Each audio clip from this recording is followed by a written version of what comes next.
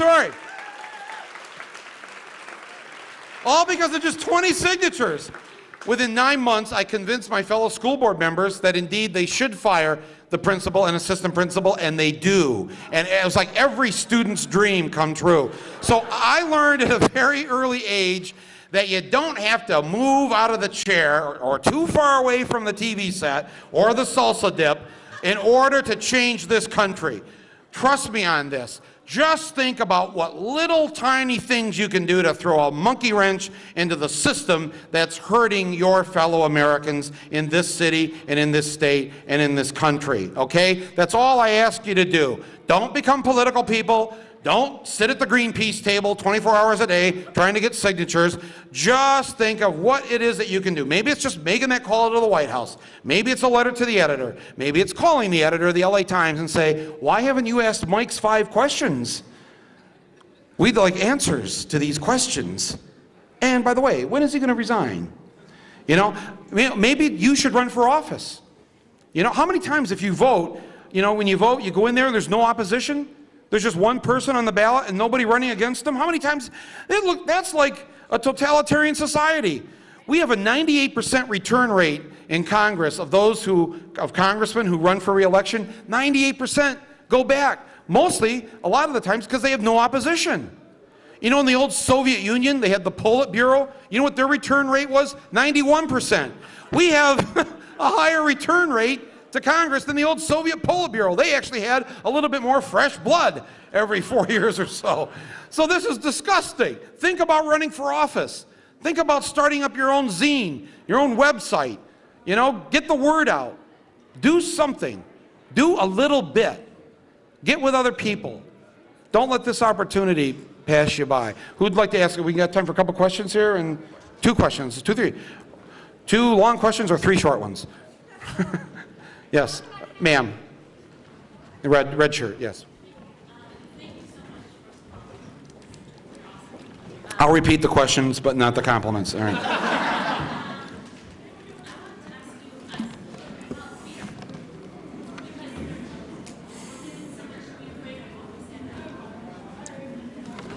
She says, oh, yeah, she said, I want to ask you about fear because we're given so much to be afraid of if we stand up and have our voices heard. So I'm actually making a documentary right now about fear and about our whole culture of fear and violence in this country and why we are this way, and no other country really is like this.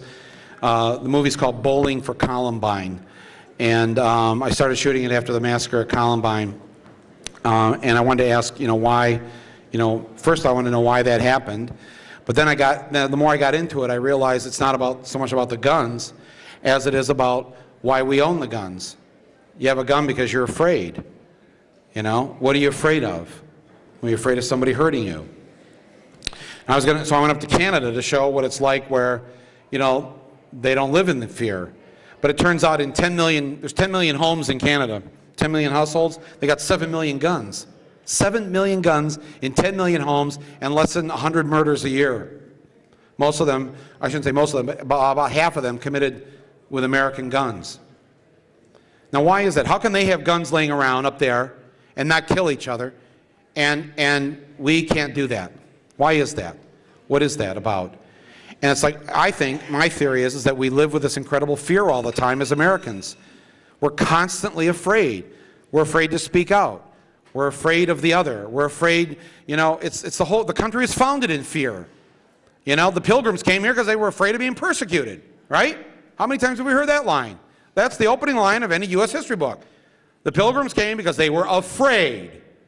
They got here and they saw the Indians and were afraid, so they killed them. After killing the Indians, they got afraid of each other, so they burned witches. Then they got afraid of the British. They thought the British might come back after the Revolutionary War, so they passed the Second Amendment. Everybody better keep your guns. The British might come back. Worst thing to do to a paranoid is have their fears come true. The British came back, right? Defeated a second time, everybody's going, good thing we kept those guns.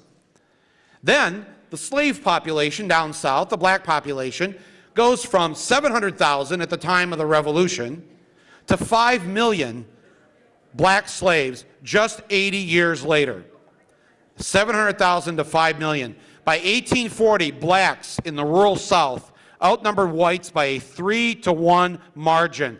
White people were freaked. There were slave rebellions and uprisings, master getting his head cut off. You know, all the newspapers up north told these horrible stories of the slaves got loose and killed master and his family. You know, and people were just like, white people were like, I mean, it was a state of panic worse than what we went through after September 11th. So along comes Samuel Colt in 1840 and he invents the six-shooter. First time in the history of mankind where a human could fire a weapon more than once at a time without reloading and carry it on him. All right? So everybody down south, all the whites got guns, and they were able to contain the slave system for the next 20 years under the barrel of a gun. But of course the Civil War came, then all of a sudden whites down south are freaked out even more. Blacks are free. So they passed laws. Blacks can't have guns. Supreme Court upholds the law. In 1871, within the same month, two organizations are formed, the Ku Klux Klan and the National Rifle Association, to protect white people. And for the next 80 years, the gun and other forms of violence are used to keep black citizens in their place until the 1950s when they start to rise up. Because again, not because of a big movement, not because of a whole, you know, celebrity culture of people are going to lead us or whatever. A seamstress, her feet were tired.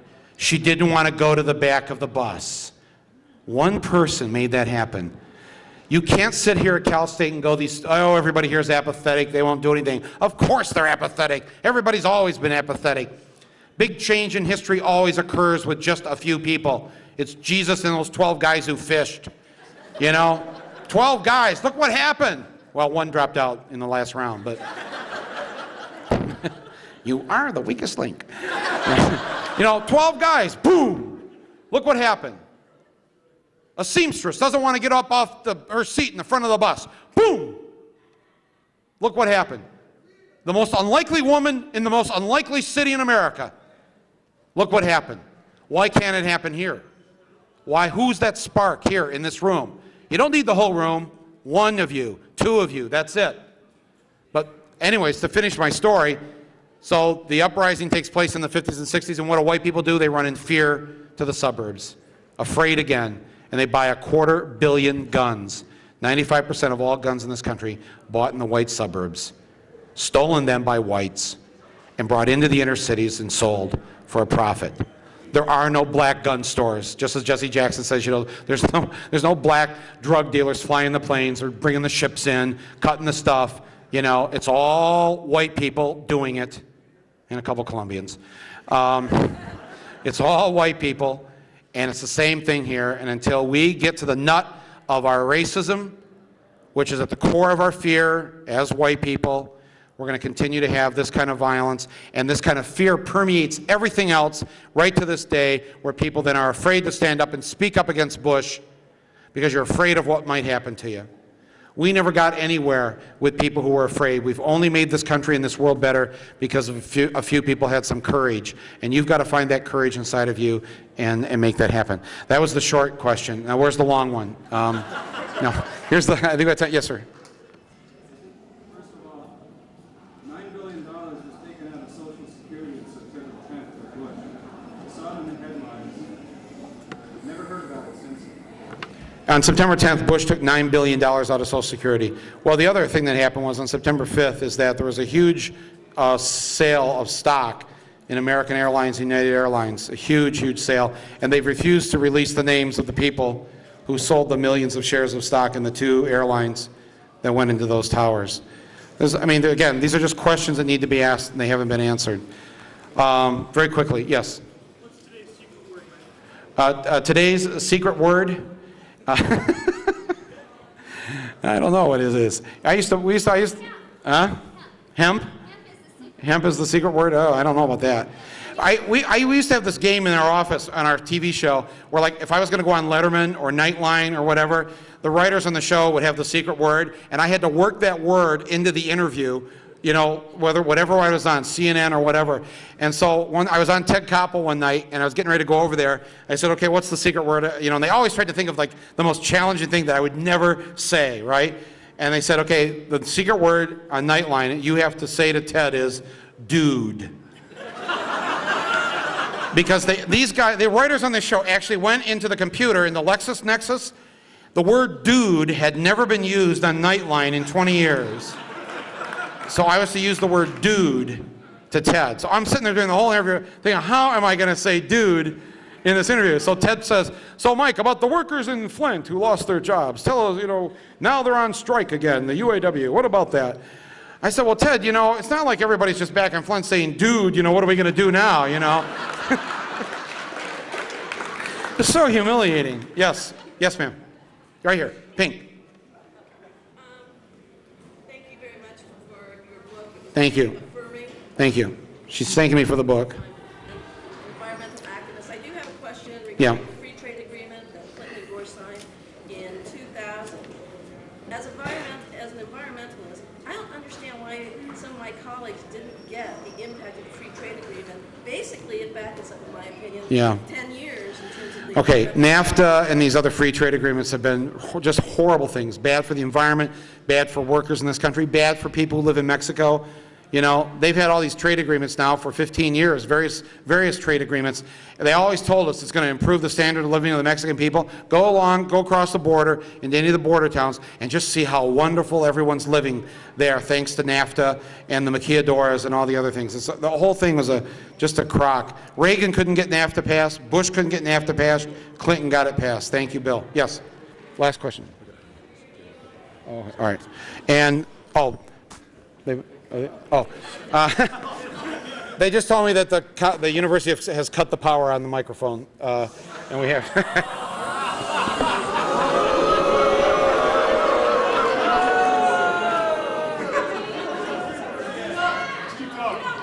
Anyways, now, though we do have to, I want to be a good guest. I'll be on Politically Incorrect tomorrow night, so you can watch that if you want. And they want me to stop talking, so they cut the power. So I want to sign some books. So yeah, you gotta go to class. And the union, we don't know what's up with the power. I don't know if anyone cut it. We'll check that. The union wants us to announce their Saturday night event. Okay. If you get a chance, Dia de la Mujer, there's flyers over there. Yes, Look, Jack. line up I'm Laura against this Hammond. wall. I've been working with Todd. I know you can't hear me. You can talk more about You gotta it. oh, it's on. And why Yeah. we're having It's on. No, it isn't. It's just loose. Look, line up against that wall. Come in to buy the books to this door. Go around, and Michael will be sitting over here. Please respect each other by doing what we're asking you to do. Line up against that wall. If we want to have more events here, we got to make this move kind of quickly. Line up there, in the door.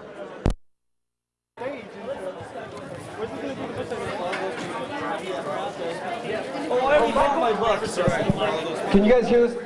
It's not cut off, it's just Michael Moore is speaking tonight at Emmanuel Church on the west side at 7 o'clock.